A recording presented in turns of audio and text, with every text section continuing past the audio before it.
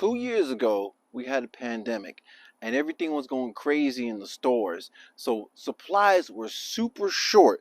People were trying to get essential things that they needed, but then having to panic and damn near stress out and have a freak out and attacking each other for supplies, essential things that people are expecting to be able to get from a store or something, but can't get it. And they can't get it from nature because they don't have the know-how or the tools of how to do certain things.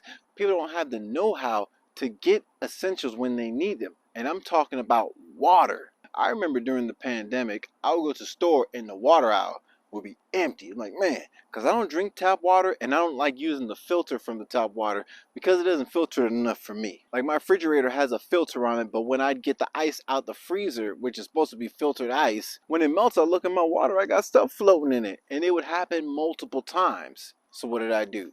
I switched from ice in the freezer, started buying the ice from the store. Same thing, melt that ice. Same thing. So one thing I realized, I gotta make my own damn ice. But number two, that the water in the filters ain't crap. So if you got a refrigerator with filter water or that little filter that gets replaced, yeah, the filter is replaced, but what about the lines? The lines could be compared to like your intestines or the veins in your body. As contaminants or particles go through, they attach themselves to the edge, and that's how buildup gets collected on there. Either buildup of bacteria, germs, filth, all kind of stuff. But the point of this video is not to talk about the problems of society. It's about solutions for society. All right, there's a difference. Now, what I started doing was making water at home, completely by myself. So then that way I can cut out the middleman. And the way you do that and get around filters and stuff is distilling water. If you do some research, distilled water is the purest water you can get.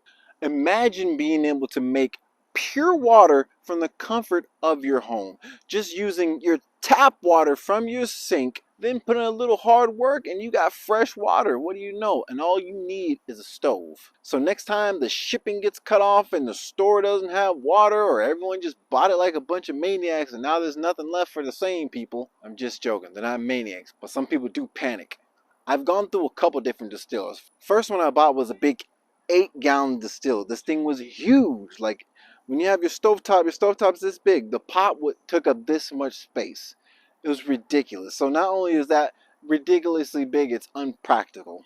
It didn't have copper cooling tubes up top. It had like crinkled metal or something. But I bought this other one on Amazon. It's a 3-gallon one and it's got copper tubes and everything. Of course, after you've gone through the proper cleansing process and ran it and done a couple of test runs and got it all cleaned out first, you fill it up with water, sealed it up, have a glass container on the side so when it goes through the condensing process, you catch it in your nice glass. So let me explain the actual process. Water goes in and you boil it. It creates steam. The steam is then collected through the one vent hose that goes into the condenser. It goes to the top and the condenser contains a copper cooling tube. A copper tube is used because copper is an excellent conductor.